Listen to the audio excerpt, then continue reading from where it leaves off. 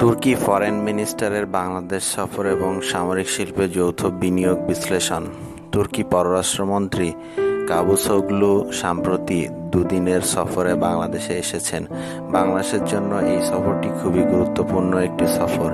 এই সফরে তুর্কি পররাষ্ট্রমন্ত্রী খোলাখুলি বাংলাদেশের সামরিক ও সমরাস্ত্রে পুরোপুরিভাবে স্বয়ংসম্পূর্ণ হওয়ার জন্য তুর্কি কর্তৃক বিশাল বিশাল সমরাস্ত্র কারখানা বাংলাদেশে নির্মাণে আগ্রহ প্রকাশ করেছেন, যে কারখানাগুলোতে বাংলাদেশ ও তুরস্কের যৌথ উদ্যোগে অত্যাধুনিক সমরাস্ত্র উৎপাদিত হবে। এই রকম বিশাল ছাড়ের অফার আর মনে হয় না কোনো রাষ্ট্র থেকে বাংলাদেশ পাবে। বাংলাদেশকে আমি হতভাগা দেশ বলে ডাকতেই স্বাচ্ছন্দ্য পাই, কারণ এই দেশটি এমন একটি ভৌগোলিক জায়গায় অবস্থিত যার একদিকে বিশাল ভারত, অন্যদিকে মিয়ানমার। আর দুর্ভাগ্যজনকভাবে এই দুইটা প্রতিবেশী দেশই বাংলাদেশকে সামরিক খাতে পরনির্ভরশীল করে রাখতে চায়। আপনি যদি বৈরী মিয়ানমারের দিকে দৃষ্টিপাত করেন তাহলে দেখতে পাবেন জনসংখ্যায় বাংলাদেশ থেকে বহুগুণ ছোট হওয়া পর ও সামরিক দিক থেকে বাংলাদেশকে কমপক্ষে 4 গুণ মিয়ানমারের সামরিক ক্ষমতা নিয়ে পরবর্তী স্ট্যাটাসে পাবেন শক্তিশালী মিয়ানমার সম্পর্কে ধারণা দিব আপনাদেরকে। এই শক্তি আরো বৃদ্ধি করতে সেদিনও মিয়ানমার রাশিয়া থেকে বিশাল পরিমাণ মিগ বিমান এবং উন্নত যুদ্ধযান মিসাইল আনতে রাশিয়ার সাথে চুক্তিবদ্ধ হয়েছে। এগুলো মিয়ানমার কাকে টার্গেট করে কিনছে বুঝতেই পারছেন। অপরদিকে বাংলাদেশের ব্যাপারে ভারতের কেমন দৃষ্টিভঙ্গি তা আপনারা প্রায় সবাই জানেন। তাই ভারত বিষয়ে বিস্তারিত আলোচনা বাদ দিয়ে সংক্ষেপে শুধু এতটুকুই বলবো, ভারত বাংলাদেশের সেনাবাহিনীর অস্তিত্বকে পর্যন্ত স্বীকার করতে চায় না। বাংলাদেশের সামরিক খাতে সহায়তা তো দূরের কথা, এই যে দেখছেন বিশ্বের কাফের দেশগুলো কর্তৃক বাংলাদেশ একটি অবরোধ বা নাজেহাল অবস্থায় আছে। এর মাঝে সুলতান এরদোগানের নির্দেশে তুর্কি পররাষ্ট্রমন্ত্রীর বাংলাদেশ আগমন ও খোলাখুলি বাংলাদেশকে বাইরের আগ্রাসন থেকে রক্ষায় পুরোপুরি সামরিকভাবে একটি স্বয়ংসম্পূর্ণ রাষ্ট্রে পরিপূর্ণ করার ইচ্ছা কিন্তু একটি বিশাল বড় সুযোগ বাংলাদেশের জন্য। এই জন্য আমি বাংলাদেশ সরকারের প্রশাসনের ভিতরে থাকা দেশপ্রেমিক অফিসার, উচ্চ পর্যায়ের কর্মকর্তাদের এই সুযোগ কাজে লাগাতে সরকারকে উৎসাহিত করতে বলবো। অপরদিকে আমি আপনাদের বলবো, এই যে দেখছেন বাংলাদেশের প্রতি তুর্কি সরকার এত দয়া, এত উৎসুক, এর প্রকৃত কারণ কি কখনো ভেবেছেন কি?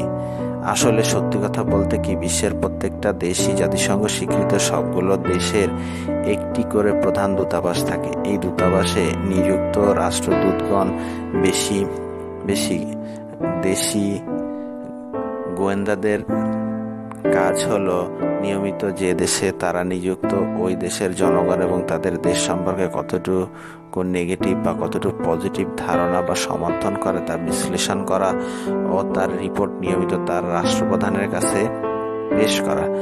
বাংলাদেশে তুর্কি নিযুক্ত সুশৃঙ্খল প্রশিক্ষিত জনবল ও বাংলাদেশের সাধারণ মুসলমানদের কোনো দ্বিধা ছাড়াই তুরস্ককে প্রত্যেকটা ইস্যুতে সমর্থন করায় কারণই মূলত এরদোগানকে বাধ্য করেছে বাংলাদেশি মুসলমানদের সামরিকভাবে সাহায্য করতে। এজন্য তুর্কি পররাষ্ট্রমন্ত্রী বাংলাদেশে ছুটে আসা, বিশাল অফার দেওয়া, যার পুরো কৃতিত্বই বাংলাদেশের সরকারের, বাংলাদেশের মানুষের এবং মুসলিম হওয়া এর অন্যতম কারণ। দুদিন আগে ভারতের হাইকমিশনার একটি বিবৃতি দেয়, সেখানে সে বলে বাংলাদেশে আওয়ামী লীগ, তৃণমূলে নয়, কিছু বড় নেতা ব্যতীত ভারতের কোনো বন্ধু নেই। এটা কেন বলেছে ভারতীয় হাইকমিশনার জানেন? সে মূলত তার দূতাবাসের ভারতীয় গুপ্তচরদের মাধ্যমে বাংলাদেশের সাধারণ মানুষরা যে ভারতকে ঘৃণা করে তার রিপোর্ট পেয়েছে, আর রিপোর্ট পেয়েই সে এটা বলেছে। অপরদিকে ইরানি শিয়ারা কিছুদিন আগে রোহিঙ্গা মুসলিম ইস্যুতে বাংলাদেশের বিপক্ষে মিয়ানমারের পক্ষে ভোট দেয়। তার কারণও হলো বাংলাদেশ সে নিযুক্ত ইরানি দূতাবাসে প্রেরিত মাসিক ও সাপ্তাহিক রিপোর্টে সেখানে উল্লেখ ছিল বাংলাদেশের হাতে গোনা কিছু পথদৃষ্ট মুসলমান ব্যতীত অধিকাংশ মুসলমানই আমাদের ঘৃণা করে, তাই বাংলাদেশকে সাহায্য করে আমাদের কোনো লাভ নেই। বুঝতেই পারছেন, একটি ভিন্ন দেশ অন্য কোনো দেশকে সাহায্য করে ওই দেশের জনগণ ওই সাহায্যকারী দেশের জনগণকে কতটুকু পজিটিভ দেখে তার ওপর। তুরস্ককে আপনার পছন্দ করার ফলস্বরূপ এই বিশাল সাহায্যের প্রস্তাব বাংলাদেশ সরকারকে দিয়েছে তুরস্ক। বাংলাদেশ ও তুরস্কের যৌথ প্রতিরক্ষা সামগ্রী উৎপাদন ও বিক্রির পাশাপাশি তুরস্ক কিন্তু বিশাল অর্থনৈতিক খাতে বাংলাদেশকে সাহায্য করতে চাইছে। বাংলাদেশ বৃহৎ হাসপাতাল নির্মাণ করতে চাইছে তুরস্ক, সেইখানে ভবিষ্যৎ বিদেশি আগ্রাসন থেকে বাংলাদেশকে বাঁচাতে তুরস্ক বাংলাদেশ দূতাবাস আরও বড় করেছে, আরও লোকবল আনছে। ইতিমধ্যে ঢাকার বারিধারায় একটি নয়া দূতাবাস ভবন উদ্বোধন করা হয়েছে। বাংলাদেশকে তুরস্ক অনেক আপনভাবে দেখেই বাংলাদেশের মুসলমানদের সাথে তুরস্ক এসব করছে। অপরদিকে তুরস্কের বিশাল এইসব সামরিক আর্থিক বিষয় নিয়ে হয়তো বাংলাদেশ সরকার ভারতের সাথে আলোচনা করে চূড়ান্ত সিদ্ধান্ত নিবে, ফলে হয়তো ভারতের স্বার্থে হাসপাতাল নির্মাণে রাজি হলেও সামরিক কারখানা নির্মাণের তুর্কি প্রস্তাব থেকে সরকার পিছু হতে পারে। কিন্তু যদি বাংলাদেশ সরকার সাহসী হয়ে ভারতের অখুশি তোয়াক্কা না করে বাংলাদেশ ও তুরস্কের যৌথ উদ্যোগে সামরিক অস্ত্র কারখানা স্থাপন করে অস্ত্রের গণ উৎপাদন শুরু করে, তাহলে বাংলাদেশ সশস্ত্র বাহিনী এতই শক্তিশালী হবে যে তারা আলজেরিয়ার